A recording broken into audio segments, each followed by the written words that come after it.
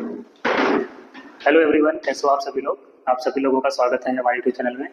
तो आज हम लोग पढ़ेंगे डीएनए का स्ट्रक्चर। ठीक है। लास्ट क्लास में डीएनए का स्ट्रक्चर पढ़ने वाले थे, जो कि हम लोग कंप्लीट नहीं कर पाए थे पूरा, कुछ इशू रहा था उसमें। तो आज हम लोग पढ़ेंगे डीएनए का स्ट्रक्चर। तो स्टार्ट करते हैं आज हम लोग डीएनए का स्ट्रक्चर। ठीक है। डीएनए की अगर स्ट्रक्चर की बात करें तो सबसे पहले ये पता होना चाहिए कि जो डीएनए होता है कि ये कौन सा डीएनए होता है जिस डीएनए की हम लोग आज स्टडी करने वाले हैं। ठीक है। तो डीएनए की स्ट्रक्चर की अगर हम बात करेंगे तो जो डीएनए का स्ट्रक्चर हम लोग स्टडी करते हैं या जो पढ़ेंगे आज, उस डीएनए का नाम है पीडीएनए। ठीक है। वैसे डीएनए तो डिफरेंट डिफरेंट टाइप के होते हैं, जैसे एडीएनए, बीडीएनए, सीडीएनए एंड जेडडीएनए। ठीक है। मेनली जो आज हम लोग पढ़ने वाले हैं वो पढ़ने वाले हैं बीडीएनए। कौन सा डीएनए? बीडीएनए। ठीक है। तो ये हमारा कौन सा डीएनए है? बीडीएनए। अगर हम बीडीएनए की बात करें या स्ट्रक्चर ऑफ डीएनए, ठीक है, तो डीएनए की अगर बात की जाएगी कि डीएनए की डिस्कवरी किस साइंटिस्ट ने की थी, तो डीएनए की डिस्कवरी की थी फ्रेडरिक मीसर ने। ठीक है। डीएनए की डिस्कवरी करने वाले साइंटिस्ट का क्या नाम है? फ्रेडरिक मीसर है। कब की थी? 1869 में की थी। और कहाँ की थी? पर्थ में की थी। जबकि जो डीएनए का डबल हेलिक्स मॉडल है वो साइंटिस्ट ने दिया था किसी और साइंटिस्ट ने। उस साइंटिस्ट का क्या नाम है? Watson and Crick. ठीक है। तो नेक्स्ट लाइन क्या है? DNA structure.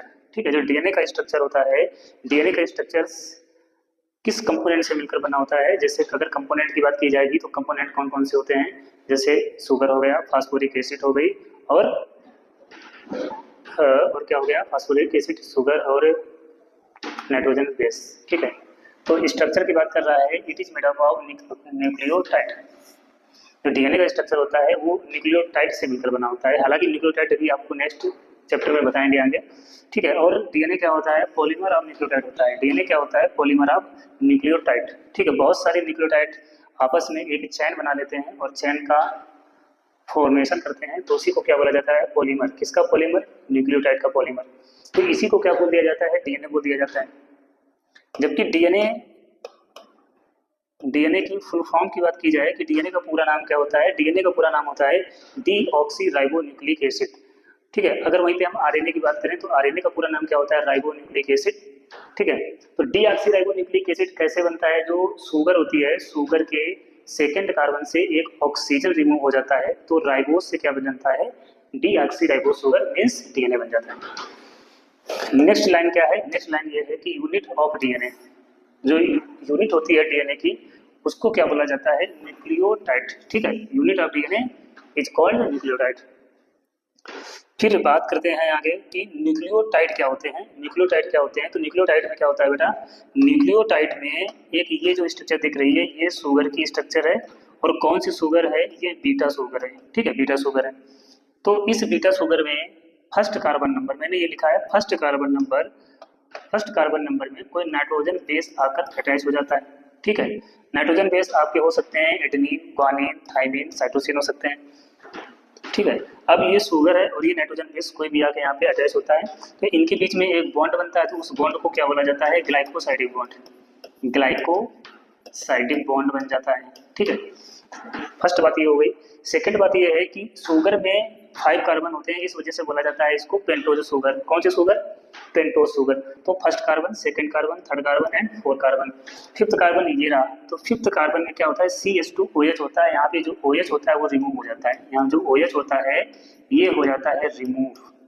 ठीक है। कब रिमूव होता है? जब ये बीटा शुगर किसके साथ में बाइंडिंग करती है? किसके साथ बाइंड करती है? ये बीटा शुगर बाइंड करती है किसके साथ? ये बीटा शुगर बाइंड करती है फास्फोरिक एसिड के साथ में। तो होता क्या है कि जब ये बीटा शुगर कार्बन नंबर 5 से फास्फोरिक एसिड बाइंड करता है तो ये क्या बन जाता है? न्यूक्लियोटाइड। तो 5 नंबर कार्बन से phosphoric acid, first carbon number से नाइट्रोजन बेस, ठीक है, अटैच होता है, तो इसके बीच में ग्लाइकोसाइडिक बॉन्ड बनता है। और जो 5 नंबर पे अटैच होता है इसके बीच में कौन सा बॉन्ड बनता है? Phosphoester bond. मैं यहाँ पे लिख देता हूँ फॉस्फोएस्टर बॉन्ड। ठीक है। फॉस्फोएस्टर बॉन्ड यहाँ पे बन जाता है। अब नेक्स्ट बात करेंगे हम लोग, नेक्स्ट बात करेंगे कि डीएनए का स्ट्रक्चर कैसा होता है। डीएनए का स्ट्रक्चर कैसा होता है? तो डीएनए की स्ट्रक्चर की अगर हम बात करेंगे तो सबसे पहले यहाँ पे बात करते हैं डीएनए के स्ट्रक्चर की। तो आप देख पा रहे होंगे जो ये बना है डीएनए का स्ट्रक्चर है। और डीएनए का जो स्ट्रक्चर है ये कैसा है, डबल हेलिकल है, इसमें 2 हेलिक्स हैं। अब एक हेलिक्स ये जा रही है जिसको बोलते हैं बैकबोन, और एक हेलिक्स ये जा रही है जिसको क्या बोला जाता है, बैकबोन। अब बात करते हैं जो ये बैकबोन होती है डीएनए की, जो बैकबोन होती है डीएनए की, ये किससे मिलकर बनी होती है बैकबोन डीएनए की, ये शुगर प्लस फॉस्फेट से मिलकर बनती है। ठीक है, शुगर प्लस फॉस्फेट से मिलकर क्या बनती है इसकी, बैकबोन। ये बैकबोन रही इसकी, ये इसकी बैकबोन रही। तो मैंने यहाँ समझाने के लिए बताया है कि ये डायग्राम मैंने शुगर का बना दिया है और ये मैंने बना दिया है PO4 लिख दिया है। तो शुगर और PO4, ठीक है, शुगर और PO4, ये शुगर बना दिया, यहाँ पे नाइट्रोजन बेस सेट कर दिया और 5 कार्बन कार्बन नंबर पे क्या जोड़ दिया मैंने, फॉस्फेट ग्रुप। ठीक है, ऐसे बहुत सारे न्यूक्लियोटाइड आपस में जुड़ते रहते हैं तो क्या बना देते हैं, डीएनए का स्ट्रक्चर। अब बात करते हैं कि डीएनए का जो डायमीटर होता है, इसको डायमीटर बोला जाता है। ये कितने एंगस्ट्रॉम का होता है, ये होता है 20 एंगस्ट्रॉम का। ठीक है, जो कि मैंने ये लिखा है डायमीटर डीएनए का कितना होता है, 20 एंगस्ट्रॉम होता है। अगर आप नैनोमीटर की बात करेंगे तो ये 2 नैनोमीटर का होता है। ठीक है, फिर अगर बात करें कि डीएनए की जो 1 हेलिक्स होती है या 1 पिच होती है, तो एक पिच अगर आपको पता करना है तो एक पिच यहाँ से डीएनए आपका राउंड होगा, यहाँ से डीएनए आपका राउंड होगा, यहाँ से स्टार्ट होगा और ऐसे चलता हुआ चला आएगा, ऐसे ऐसे ऐसे। तो यहाँ पे एक हेलिक्स कंप्लीट आपकी हो जाती है। जब एक हेलिक्स कंप्लीट हो जाती है तो एक हेलिक्स में बेस कितने होते हैं या फिर बेस पेयर कितने होते हैं, तो उसकी बात करते हैं। तो 1 हेलिक्स या 1 पिच यहाँ पे कंप्लीट हो रही है, तो 1 हेलिक्स में बेस पेयर कितने हैं, 10 है। ठीक है, बेस पेयर कितने हैं, 10 है, लेकिन जो बेस हैं वो कितने हैं, 20 हैं। कैसे 20 हैं, ये देखिए, adenine thymine adenine guanine guanine thymine guanine adenine thymine guanine cytosine 1 2 3 4 5 6 7 8 9 10। ठीक है, तो बेस कितने हो गए, 20 हो गए, क्योंकि 10 इस तरफ है और 10 इस तरफ है, दोनों एक दूसरे के कैसे अपोजिट हैं। ठीक है, तो बेस पेयर 10 और बेस 20। ठीक है, difference between 2 base pair, 2 nitrogen base pair जो होते हैं इनके बीच की जो डिस्टेंस होती है उनमें कितना डिफरेंस देखने को मिलता है, तो उसमें जो डिफरेंस देखने को मिलता है ये देखने को मिलता है 3.4 एंगस्ट्रॉम। ठीक है, 3.4 एंगस्ट्रॉम, जबकि आप नैनोमीटर की अगर इसके बात करेंगे कि नैनोमीटर में कितना होता है, तो ये होता है 0.34 नैनोमीटर होता है। ठीक है, अब मैंने इतनी बात कर ली। फिर बात करते हैं कि जब एक पिच कंप्लीट होती है तो इसके बीच का एंगल कितना होता है। तो एंगल जो बनता है वो बनता है 360 डिग्री का बनता है। कितना बनता है, 360 डिग्री का बनता है। फिर 2 न्यूक्लियोटाइड के बीच का जो एंगल बनता है वो कितना बनता है, 60 डिग्री का बनता है। तो जब आप ऐसे यहाँ पे पेन रखेंगे और ऐसे सीधा आएंगे तो इसके बीच में जो एंगल बनता है वो बनता है 36 डिग्री का। लेकिन जब आप ऐसे करेंगे, एक का देखना चाहें, तो इनके बीच में जो ये एंगल बन रहा है और ये एंगल बन रहा है, ये कितने का बनता है, 36 का बनता है। तो डायमीटर हो गया, एंगल हो गया इसका। ठीक है, अब बात करते हैं कि जो डीएनए का स्ट्रक्चर होता है, डीएनए के स्ट्रक्चर में जो नाइट्रोजन बेस होते हैं, जैसे ग्वानिन और ये साइटोसिन, तो ग्वानिन और साइटोसिन के बीच में कितने बॉन्ड होते हैं, ग्वानिन और साइटोसिन के बीच में 3 बॉन्ड होते हैं। ठीक है, एडेनिन और थाइमिन के बीच में कितने होते हैं, 2 हाइड्रोजन बॉन्ड होते हैं। ठीक है, तो ये नाइट्रोजन बेस है, ये क्या है, नाइट्रोजन बेस है, और इनके बीच में जो ये बॉन्डिंग दिख रही है ये क्या है, हाइड्रोजन है। ये क्या है, हाइड्रोजन बॉन्ड, इनको बोला जाता है हाइड्रोजन बॉन्ड। तो हाइड्रोजन बॉन्ड का क्या काम होता है, मुख्य काम ये होता है, मेन काम ये होता है कि जो नाइट्रोजन बेस होते हैं, नाइट्रोजन बेस को क्या करता है, नाइट्रोजन, जैसे मान लीजिए ये नाइट्रोजन बेस है, जैसे ये हाइड्रोजन है, तो इस हाइड्रोजन में एक इस तरफ आएगा नाइट्रोजन बेस और एक इस तरफ आएगा। तो हाइड्रोजन बॉन्ड का मेन काम क्या होता है कि ये होल्ड करके रखता है, पकड़ के रखता है किसको, नाइट्रोजन बेस को रखता है। ठीक है, इतना हो गया। और जब डीएनए का स्ट्रक्चर बनता है तो डीएनए के स्ट्रक्चर में 2 ग्रुप देखने को मिलते हैं जिनको हिंदी में खांच भी बोला जाता है। ठीक है, ग्रुप, तो यहाँ पे एक माइनर ग्रुप बनती है और एक मेजर ग्रुप बनती है। ठीक है, तो ये देखो माइनर ग्रुप, माइनर ग्रुप क्या होती है, माइनर ग्रुप होती है डिस्टेंस। ठीक है, जो माइनर ग्रुप होती है ये होती है डिस्टेंस, और किसके बीच की होती है, शुगर प्लस फॉस्फेट के बीच की जो डिस्टेंस होती है बैकबोन की, तो मतलब डिफरेंस करती है किसकी ज्यादा है और किसकी कम है। अगर कम है तो क्या बोल दिया जाएगा, माइनर ग्रुप बोल दिया जाएगा। इसकी डिस्टेंस कम है तो माइनर ग्रुप बन गया। किसके बीच में है, शुगर प्लस फॉस्फेट के बीच में है। शुगर प्लस फॉस्फेट डीएनए का क्या बनाता है, बैकबोन बनाता है।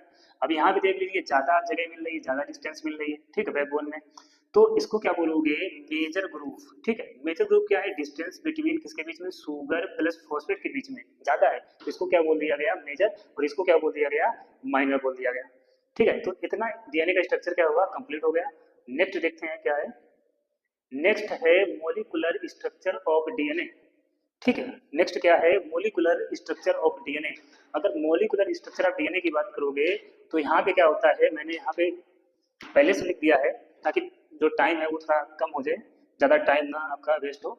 तो मैंने क्या किया है, यहाँ पे मैंने किया है, जो ये डायग्राम आपको दिख रहा है, ये डायग्राम बना है बीटा शुगर का, फिर मैंने डायग्राम बीटा शुगर का बना दिया है, इसके बाद मैंने फिर डायग्राम बीटा शुगर का बना दिया है।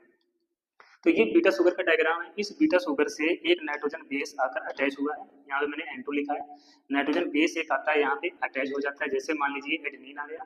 जो एडेनिन होता है बीटा शुगर के फर्स्ट कार्बन से अटैच होता है। इसके बाद में बीटा शुगर का 5 कार्बन ये है, और 5 कार्बन से क्या अटैच हो रहा है, फॉस्फेट ग्रुप। ठीक है, ये फॉस्फेट ग्रुप अटैच हो रहा है। तो इसके बीच में फॉस्फेट ग्रुप और बीटा शुगर के बीच में एक बॉन्डिंग हो जाती है, जिसको बोला जाता है फॉस्फोएस्टर बॉन्ड। Phosphoester bond. ठीक है, अगर दो के बीच में हो जाएगा तो फॉस्फोडाइएस्टर बॉन्ड हो जाएगा, जैसे ये देखो। तो ये मैंने क्या बना दिया, एक बीटा शुगर के फर्स्ट कार्बन से एडेनिन, बीटा शुगर के फिफ्थ कार्बन से फॉस्फोरिक एसिड। इसके बाद में दूसरा न्यूक्लियोटाइड आता है, तो दूसरे न्यूक्लियोटाइड का पांचवा कार्बन, और पहले वाले जिसके पहले आ चुका है उसका तीसरा कार्बन। ठीक है, तो इसका पांचवा कार्बन और इसका तीसरा कार्बन। तो यहाँ पे क्या आता है, फास्फोरिक एसिड अटैच हो जाता है, इसके बीच में भी क्या बन जाता है, फास्फोएस्टर बॉन्ड। अब जब दोनों के बीच में बन जाता है तो बन जाता है फास्फोडाइस्टर बॉन्ड। ठीक है, अब दो से ज्यादा जब बन जाता है तो उसको बोल दिया जाता है फास्फोडाइस्टर बॉन्ड, पॉलीफास्फोडाइस्टर बॉन्ड। बहुत सारे फास्फोडाइस्टर बॉन्ड बन जाते हैं। तो यहाँ पे क्या होता है, OH फ्री होता है, क्योंकि OH होता है 3 नंबर पे, 1 2 3। ठीक, 3 नंबर पे होता है। और यहाँ पे क्या होता है, फास्फोरिक एसिड फ्री होता है। तो यहाँ पे इस वजह से क्या लिखा जाता है, इस वजह से यहाँ पे लिखा जाता है 3 प्राइम, सॉरी इधर लिखा जाता है 5 प्राइम। इधर 5 प्राइम क्यों लिखा जाता है, क्योंकि 5 नंबर पे फास्फोरिक एसिड अटैच होता है तो 5 प्राइम, और 3 नंबर पे कुछ अटैच नहीं है। ठीक है, तो 5 नंबर पे फास्फोरिक अटैच हो रहा है, और ये जो फास्फोरिक एसिड है ये फ्री एंड पे है, और ये जो हाइड्रोक्सिल ग्रुप OH ग्रुप है ये फ्री एंड पे है, तो यहाँ पे हो जाता है 3 प्राइम। ठीक है, तो अब बात करते हैं कि नाइट्रोजन बेस आते हैं, यहाँ पे अटैच होते चले जाते हैं। यहाँ पे एडेनिन आ गया तो यहाँ पे ग्वानिन आ जाएगा, तो यहाँ पे मान लीजिए कि साइटोसिन आ गया। ठीक, तो अब बात करते हैं इसकी, इस वाले स्ट्रक्चर की। तो इस वाले जो ये स्ट्रक्चर बना है, ये जस्ट अपोजिट जो बना है ये उल्टा स्ट्रक्चर बन जाएगा। ठीक है, ऐसे घूम के। तो ये वाला इसका फर्स्ट कार्बन हो गया, और फर्स्ट कार्बन में सेम टू सेम जैसा ये बना था, सेम टू सेम ऐसे ही इसमें भी बॉन्डिंग होती चली जाएगी। तो इसमें क्या होता है, फर्स्ट कार्बन ये हो गया, तो एडेनिन है, तो एडेनिन के जस्ट अपोजिट या इसके सामने क्या आता है, थाइमिन आता है। इधर ग्वानिन है तो इसके अपोजिट क्या आएगा, साइटोसिन, और इधर ग्वानिन है तो इसके अपोजिट क्या आएगा, साइटोसिन आएगा। ठीक है, थोड़ा सा चेंज कर देते हैं यहाँ पे। तो इधर अगर थाइमिन है तो इधर क्या आ जाएगा, एडेनिन आ जाएगा। ठीक है, ये नाइट्रोजन बेस आ गए, ये नाइट्रोजन बेस आ गए। तो इनके बीच में क्या हो जाती है, बॉन्डिंग हो जाती है, इनके बीच में बॉन्डिंग हो जाती है। ये हो गई बॉन्डिंग, इनके बीच में बॉन्डिंग ट्रिपल, इनके बीच में बॉन्डिंग 2। अब जो ये बॉन्डिंग हो रही है, इसी बॉन्डिंग को क्या बोला जाता है, हाइड्रोजन हाइड्रोजन बॉन्ड। ठीक है, अब मैं बात करता हूँ कि ये एक शुगर ये है और एक शुगर ये है। दो शुगर के बीच की जो डिस्टेंस होती है वो होती है 11, वो होती है 11.1 एंगस्ट्रॉम होती है, 11.1 एंगस्ट्रॉम होती है। अब ये नाइट्रोजन बेस, ये नाइट्रोजन बेस, इनके बीच की दूरी होती है वो कितनी होती है, वो होती है 2.8 या 3.0 एंगस्ट्रॉम के आसपास होती है। ठीक है, तो हमने ये न्यूक्लियोटाइड आपस में अटैच हो गए, बन गए हाइड्रोजन बॉन्ड। ठीक है, ये आगे चल के बन जाता है डीएनए। तो एक चीज आपको और बता दूं कि ये 5 प्राइम था, ये 3 प्राइम था। तो यहाँ पे आप देख सकते हैं, यहाँ पे क्या बना है, यहाँ पे OH ऊपर की तरफ है, तो यहाँ पे क्या लिखेंगे 3 प्राइम, और यहाँ पे क्या है 5 नंबर पे, 5 नंबर पे CH2 फ्री है, तो यहाँ पे लिखेंगे 5 प्राइम। ठीक है, तो ऐसे क्या होता है, डीएनए का स्ट्रक्चर बन जाता है, ऐसे डीएनए का स्ट्रक्चर बन जाता है डबल हेलिकल। तो यहाँ पे अगर होगा 3 प्राइम तो ये वाला हो जाएगा 5 प्राइम, ये वाला होगा अगर 5 प्राइम तो ये वाला होगा 3 प्राइम। ठीक है, नेक्स्ट देखते हैं क्या है। नेक्स्ट एक क्वेश्चन दिया गया है, क्वेश्चन है कि what is DNA. DNA means deoxyribose sugar क्या है। ठीक है, तो डीएनए लिखा है डीएनए और डीऑक्सीराइबो न्यूक्लिक एसिड, बात एक ही है। डीएनए का पूरा नाम डीऑक्सीराइबो न्यूक्लिक एसिड। तो ये क्या है, इज अ मॉलिक्यूल, ये एक मॉलिक्यूल है that contains a genetic code. ये जेनेटिक कोड को क्या करता है, जेनेटिक कोड से कंटेंस होता है, बना होता है। ठीक है, जेनेटिक कोड को कोड भी करता है। फिर लिखा है that is unique to every individual, मतलब जितने भी इंडिविजुअल्स होते हैं, जितने भी ऑर्गेनिज्म होते हैं, ठीक है। तो हर एक ऑर्गेनिज्म में या हर एक इंडिविजुअल्स में ये कैसा होता है, यूनिक होता है। हर एक प्राणी का, हर एक एनिमल्स का जो डीएनए होता है वो अपने आप में कैसा होता है, यूनिक होता है। किस वजह से होता है, डीएनए की वजह से होता है। ठीक है। नेक्स्ट क्या लिखा है, the three dimensional double helix structure of DNA. ठीक है, मतलब जो थ्री डायमेंशनल स्ट्रक्चर है डीएनए का, ये किस साइंटिस्ट ने दिया था, स्पष्ट रूप से करेक्टली किसने बताया था, James Watson and Francis Crick ने बताया था। ठीक है। अब आपको याद ये रखना है कि डीएनए की जो डिस्कवरी है, डीएनए की डिस्कवरी किसने की थी, फ्रेडरिक मीसर ने की थी। 1869 में की थी। कहाँ की थी, फर्स्ट सेल्स में की थी। लेकिन डीएनए का डबल हेलिक्स मॉडल किसने दिया था, जेम्स वाटसन और फ्रांसिस क्रिक ने दिया था। ठीक है, तो ये चीज आप लोग याद रखेंगे। नेक्स्ट क्वेश्चन है, लास्ट क्वेश्चन है, लिखा है why is DNA important. DNA इतना इंपॉर्टेंट क्यों होता है।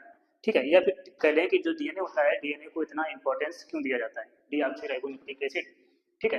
तो क्वेश्चन में आंसर क्या बता रहा है, इन ऑल लिविंग थिंग्स, सबको पता है जितने भी लिविंग थिंग्स होते हैं सब में डीएनए प्रेजेंट होता है। DNA is essential, DNA essential होता है किसके लिए, इनहेरिटेंस के लिए। इनहेरिटेंस क्या होता है, वंशागत को बोलते हैं। एक पीढ़ी से नेक्स्ट पीढ़ी में, एक जनरेशन से दूसरी जनरेशन में जो जेनेटिक मटेरियल्स जाते हैं वो क्या होते हैं, डीएनए होते हैं। उन्हीं को क्या बोला जाता है, इनहेरिटेंस। इनहेरिटेंस करते हैं मतलब पेरेंट्स से ऑफ स्प्रिंग में जाते हैं। ठीक है। ये क्या करते हैं, ये कोड करते हैं किसको, proteins, coding for proteins, proteins को कोड करते हैं। ठीक है। और जो प्रोटीन्स होती हैं, प्रोटीन्स के पास में जैसी इंफॉर्मेशन होती है डीएनए की, वैसी ही डीएनए क्या करता है, कोड करती है किसको, प्रोटीन्स को। और क्या करते हैं, एंड प्रोवाइडिंग इंस्ट्रक्शंस, और उसको इंस्ट्रक्शंस प्रोवाइड करते हैं। ठीक है, गाइड करते हैं, मीन्स किस टाइप से होना है। एंड इट्स प्रोसेसेस, कि कौन सी प्रक्रिया होनी है और कैसे प्रोसेसेस होने हैं बॉडी के अंदर, इसको कौन कंट्रोल कर रहा होता है, इंस्ट्रक्शन कौन दे रहा होता है, वो डीएनए होता है। इसी को क्या बोला जाता है, जेनेटिक मटेरियल। डीएनए ही क्या होता है, जेनेटिक मटेरियल होता है। और डीएनए का जो छोटा सा फ्रेगमेंट होता है वही डीएनए का जेनेटिक मटेरियल कहलाता है। तो आज की क्लास आप लोगों को कैसे लगी, कमेंट करके जरूर बताइए। ठीक है, थैंक यू।